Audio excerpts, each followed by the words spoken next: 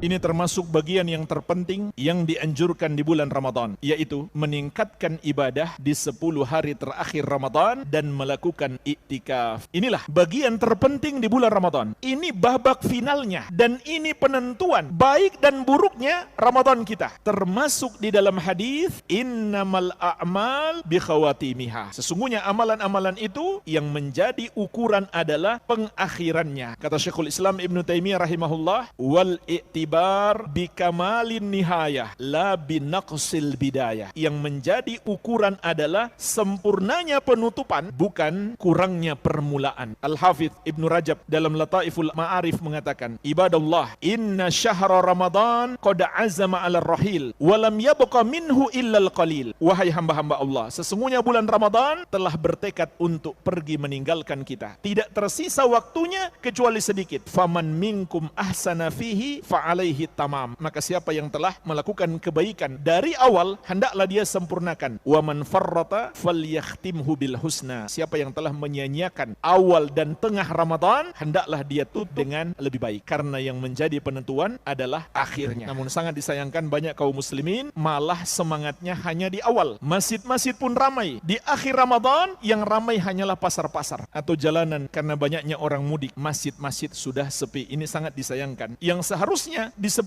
hari akhir Ramadan kita lebih semangat. Kenapa jemaah sekalian? Karena pertama itulah babak finalnya yang menentukan awal dan pertengahan Ramadan. Kemudian yang kedua, di waktu malamnya ada Lailatul Qadar. Ini yang harus kita kejar. Sebagaimana Allah mengingatkan kita, Lailatul Qadri khairum min alfi syahr. Lailatul Qadar itu lebih baik daripada 1000 bulan. Maksudnya amal soleh di malam itu pahalanya lebih besar dari amal soleh selama 1000 bulan. Hanya saja jemaah sekalian, ulama beda pendapat tentang amalan yang dimaksudkan di situ. Sebagian berpendapat semua bentuk amal soleh hendaklah kita tingkatkan di 10 hari terakhir Ramadan, terutama di waktu malam, terutama saat kita mengira itulah Lailatul Qadar. Semua amal soleh. Namun sebagian ulama berpendapat maksudnya adalah solat malam, solat tarawih. Itu yang ditingkatkan, itu yang lebih diperhatikan. Dan ini sesuai dengan apa yang diamalkan oleh Nabi SAW dan para sahabat. Di 10 malam terakhir Ramadan, terutama di malam-malam ganjil, maka amal ibadah solat tarawih mereka lebih ditingkatkan. Ini dilakukan oleh Rasulullah SAW dan para sahabat. Namun kalau kita perhatikan dalil-dalil, maka berlaku umum. Allah mengatakan lebih baik daripada 1000 bulan, sehingga tidak khusus solat tarawih. Namun tidak diragukan lagi, solat tarawih adalah yang paling utama untuk diperhatikan. Hendaklah kita lebih panjangkan solat tarawih di 10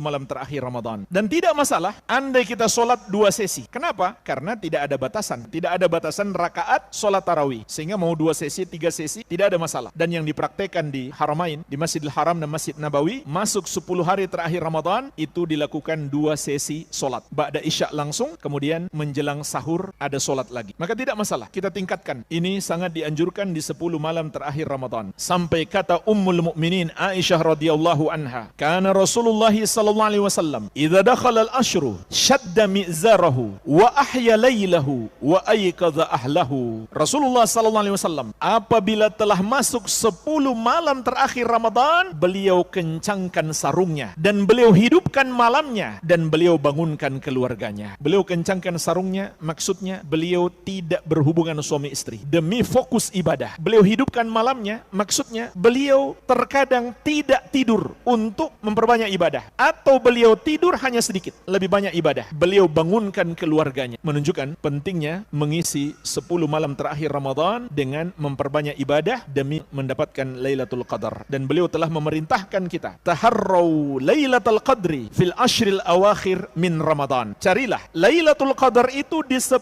malam terakhir Ramadan. Lailatul Qadar itu tidak pasti kapan malamnya dan bisa berpindah-pindah setiap tahun. Namun dia pasti ada di salah satu dari 10 malam terakhir Ramadan. Terutama di malam ganjil. Karena di hadis yang lain Nabi SAW mengatakan, taharrau Lailatul Qadri fil witri minal ashril awakhir min Ramadan. Carilah Lailatul Qadar itu di malam ganjil dari 10 malam terakhir Ramadan. Pelopor bagian sunnah Asia Tenggara. Labbaik Allahumma labbaik, innal hamda wan ni'mata laka wal mulk la syarika